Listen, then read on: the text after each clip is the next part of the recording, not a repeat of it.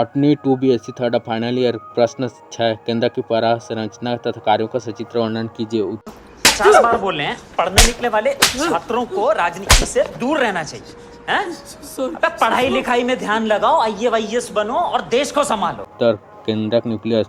कोशिका द्रव्य में एक दबी हुई गोलवृत्ताकार अंडाकार छतरीनुमा अथवा लंबी चपटी संरचना पाई जाती है जिसे केंद्रक कहते हैं। कोशिका का सबसे महत्वपूर्ण अंग है जिसके द्वारा कोशिका में होने वाली समस्त जैविक क्रियाओं का नियंत्रण किया जाता है। इसी कारणवश इसे कोशिका का नियंत्रण कक्ष साधारणतः एक कोशिका में केवल एक केंद्रक पाया जाता है, लेकिन कुछ कोशिकाओं में 2 या 2 से अधिक केंद्रक पाए जाते हैं। कुछ जीवित कोशिकाओं स्तनधारियों की लाल रुधिर कणिका RBC में केंद्रक पूर्णतः अनुपस्थित होता है। ऐसी कोशिकाएं अकेंद्रीय कहलाती हैं। कोशिका में केंद्रक की सर्वप्रथम खोज रॉबर्ट ब्राउन ने सन 1831 में की थी तथा बेलर ने केंद्रक को निम्नलिखित प्रकार से परिभाषित किया। कोशिका द्रव्य से घिरी एक ऐसी रचना है जिससे कोशिका विभाजन के समय गुणसूत्र क्रोमोसोम्स का उदय होता है। अरे कहना क्या चाहते हो? अमाप साइज केंद्रक के आकार के बारे में कुछ निश्चित नहीं बताया जा सकता क्योंकि इनका आकार कोशिका द्रव्य के बढ़ने पर बढ़ता है जबकि कोशिका द्रव्य का आयतन घटने पर घटता है, लेकिन एक अनुमान के अनुसार इनका आकार 1/1000 मिलीमीटर से 1/2 मिलीमीटर तक हो सकता है। संरचना स्ट्रक्चर। केंद्रक की संरचना को देखते हुए इसे निम्नलिखित 4 भागों में बांट सकते हैं। एक नाभिकीय झिल्ली न्यूक्लियर मेम्ब्रेन, यह केंद्रक के चारों ओर पतली दोहरी झिल्ली के रूप में होती है। इसे कैरियोथिका भी कहते हैं।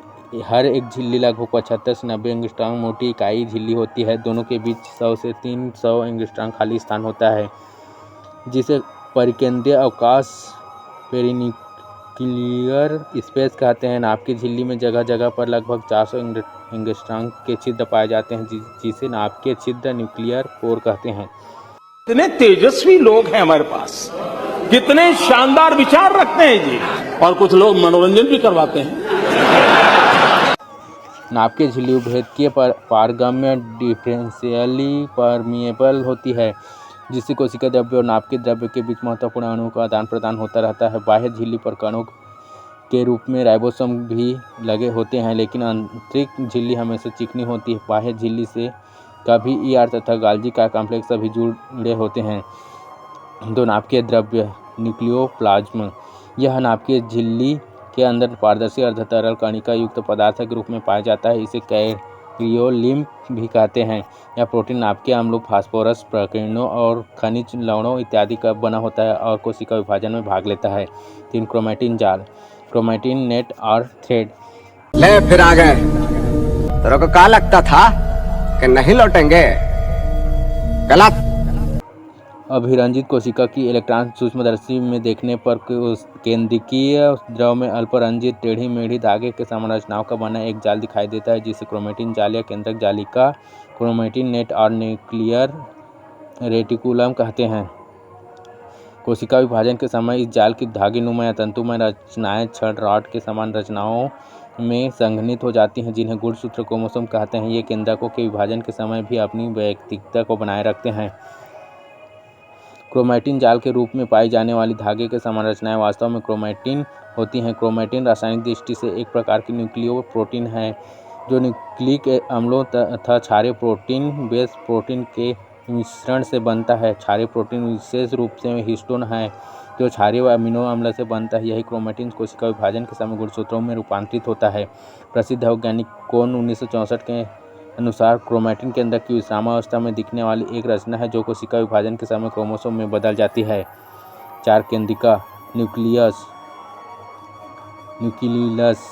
प्रत्येक केंद्रक के अंदर एक बड़ा एवं गोलाकार कण पाया जाता है जिसे केंद्रिका न्यूक्लियस कहते हैं। इसकी खोज फोंटाना 1781 ने की थी। जिन कोशिकाओं में प्रोटीन का निर्माण होता है उनमें केंद्रिका बड़ी होती है परंतु अन्य कोशिकाओं में यह आकार में छोटी या अनुपस्थित होती है।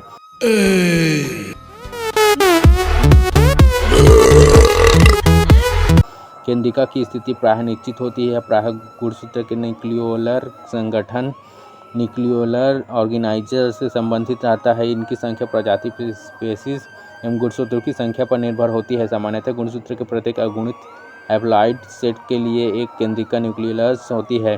कुछ जीवों में गुणसूत्र के प्रत्येक अगुणित सेट के लिए 2 या अधिक केंद्रिका भी हो सकती है। मनुष्य में प्रत्येक द्विगुणित केंद्रक में 2 जोड़ी केंद्रिकाएं पाई जाती हैं। केंद्रक के कार्य functions of nucleus. Holi happy Holi. अबे दिवाली है, चल हट। एक, यह कोशिका में होने वाली समस्त क्रियाओं पर नियंत्रण रखता है। 2, यह सभी प्रकार की कोशिकीय आरएनए का उत्पादन करता है जो प्रोटीन संश्लेषण हेतु आवश्यक होते हैं। 3, केंद्रक कोशिका विभाजन का महत्वपूर्ण कार्य करता है। 4, यह कोशिका वृद्धि को नियंत्रित करता है। 5, आनुवांशिक गुणों का वहन करने वाले गुणसूत्र जिन इसी में पाए जाते हैं जो इन गुणों को एक पीढ़ी से दूसरी पीढ़ी तक पहुंचाने का कार्य करते हैं। अरे गॉड, 19-20 का ही तो फर्क है बस। यहाँ कोई है तो 19-20 का फर्क है, 19-20 का फर्क है, 19-20 का फर्क है, 19-20 का फर्क है। इसमें उसमें 19 लाख का फर्क है।